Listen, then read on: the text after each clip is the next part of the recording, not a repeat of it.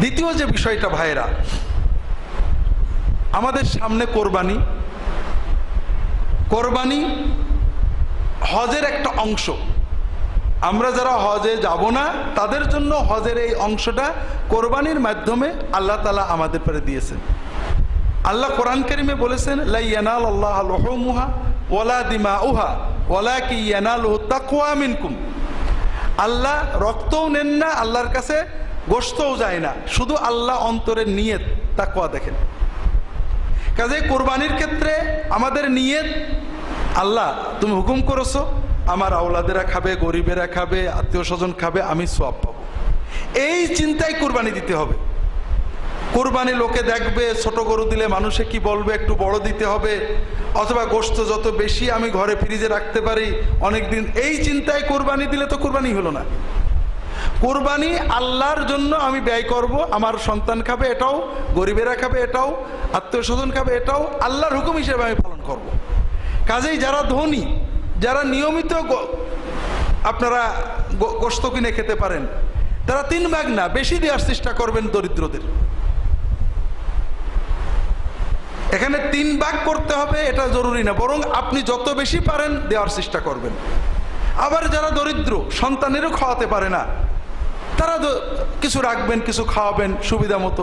চেষ্টা থাকবে মানুষকে দেওয়া, ভালো করে দেওয়া, জান ভরে দেওয়া, মানুষ যেন খেতে পারে, আল্লাহ যেন খুশি হন, এদিকে খেয়াল রাখতে হবে। ভাগে কোরবানি করতে হয় আমরা বাধ্য হয়ে, অনেকে পারেন না একসাথে, আল্লাহ রাসূল সাল্লাল্লাহু আলাইহি ওয়াসাল্লাম বিধান দিয়েছেন।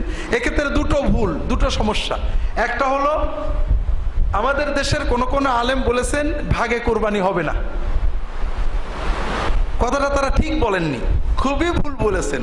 সৌদি আরবের আলেমরা এই মশলা শুনলে হাসে যে পেয়েছে কোথায় এগুলো। রাসূলুল্লাহ সাল্লাল্লাহু আলাইহি ওয়াসাল্লাম 7 জনে ভাগে কোরবানি দেওয়ার অনুমতি দিয়েছেন, সহিহ হাদিস। এখন তারা বলেন যে উনি যেহেতু সফরের ভিতরে কোরবানি দিয়েছেন ভাগে, অনুমতিটা সফরে দিয়েছেন, কাজেই নিজের বাড়িতে থাকা অবস্থায় হবে না। এটা কোরআন এবং সুন্নাহর মূলনীতিতে ভুল। রাসূলুল্লাহ সাল্লাল্লাহু আলাইহি ওয়াসাল্লাম যদি কোনো অনুমতি দেন আর দেওয়ার সময় ফিক্স না করে দেন, বলেন যদি যে হ্যাঁ সফরে অন্য সময় না, তাহলে ভিন্ন। আর উনি যদি কিছু না বলে দেন তাহলে সবার জন্য ওটা উন্মুক্ত হয়ে যায়। এজন্য ভাগে কোরবানি দেওয়ার ব্যাপারটা সহিহ হাদিসে আসছে, এবং বাড়িতে সফরে মুকিম অবস্থায় সকল অবস্থায় কুরবানি ভাগে দেওয়ার বৈধতার ব্যাপারে শাফেঈ, হাম্বলি, মালিকি, হানাফি ফুকাহাদের ইজমা আছে। কাজেই এটা নিয়ে বিতর্কটা অনাকাঙ্ক্ষিত এবং অনুচিত, হাদিসের আলোকে ঠিক না। সহিহ হাদিসে অনুমতি আছে, আমি আবার একটা শর্ত জুড়ে ওটা বন্ধ করব, যেটা শর্ত রাসূলুল্লাহ সাল্লাল্লাহু আলাইহি ওয়াসাল্লাম করেননি, সাহাবীরাও করেননি। আর একটা ভুল আমরা করি, ভাগের নামে মুত্তাকি লোকেদের সাথে ভাগ না করে যে কোনো লোকের সাথে ভাগ নিই।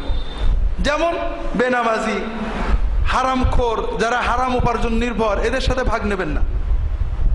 কারণ বেনামাজির ঈমান নিয়েই সন্দেহ আছে।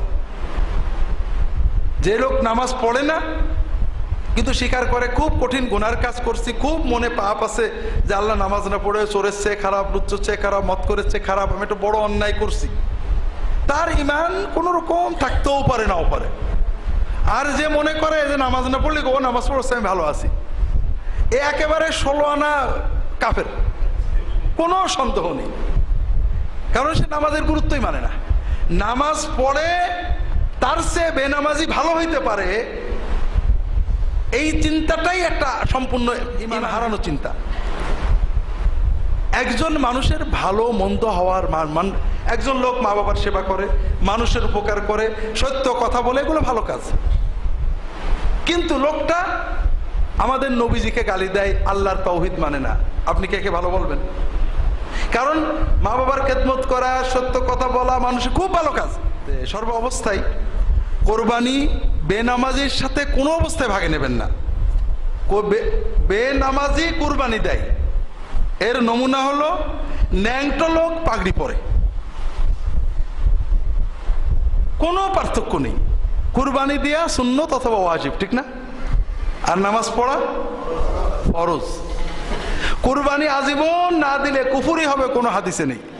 কিন্তু নামাজ এক ওয়াক্ত নষ্ট করলে কাফের হবে, এরকম অনেক হাদিস আছে। অন্তত নামাজের গুরুত্ব অস্বীকার করলে যে কাফের হবে, এটা ইজমাই মাসালা, সবাই একমত। তো এই জন্য যারা নামাজ পড়েন না, নিয়মিতই পড়েন না, তাদের সাথে কখনোই কোরবানি করবেন না।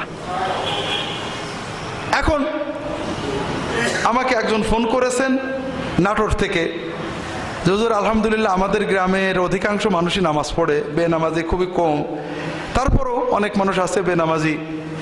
এখন আমরা যদি বলি যে বেনামাজির সাথে কোরবানি করব না, তারা ওলা বলে তাহলে হুজুর আমরা বেনামাজি কিছু কোরবানি করি। কারণ এখন যদি আমরা নামাজ শুরু করি তখন লোকেরা বলবে কোরবানির আশায় নামাজ পড়ছে। তাই বললাম না, সুদখোরের তওবা চেক করতে হয়।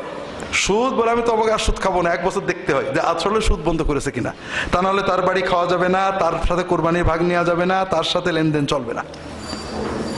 কিন্তু বেনামাজি তা না, বেনামাজি আজকে তওবা করেছে, নামাজ শুরু করেছে, আলহামদুলিল্লাহ, তার তো অন্য অপরাধ নেই।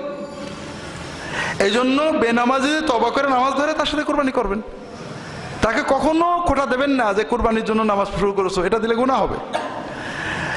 বেনামাজিদেরকে আলাদা কমিউনিটি বানানো আমাদের উদ্দেশ্য না, বেনামাজিদেরকে নামাজমুখী বানানো আমাদের উদ্দেশ্য। ইমাম আলেমদের এ ব্যাপারে সচেতন হতে হবে। বেনামাজিকে আউট করা উদ্দেশ্য না, ইন করা উদ্দেশ্য, যে ভাই নামাজটা অন্তত পড়েন।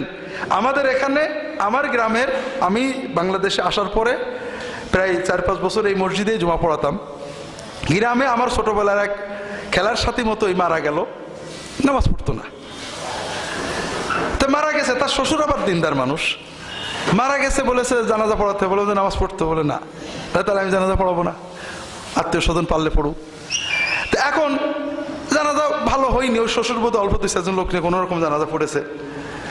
পরের জুমা থেকে আমাদের গোবিন্দপুরের লোকের মুসল্লির সংখ্যা বেড়ে গেল। অনেকেই যাদের মোটে দেখতাম না জুমার দিনে দেখা শুরু। আমার কথা, ভাই আল্লাহর কাছে তোমার জন্য সাক্ষী দেব, তোমাকে আমি একদিনও মসজিদ দেখলাম না, কি করে সাক্ষী দেবো ক?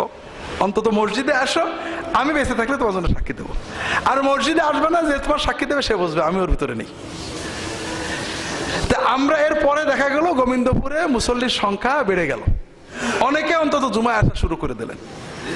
তা আমাদের উদ্দেশ্য ইন করানো, আউট করা না, বেনামাজিকে সমাজচ্যুত করা না, বেনামাজিকে আদর করে নামাজ পড়ে সমাজে আনা।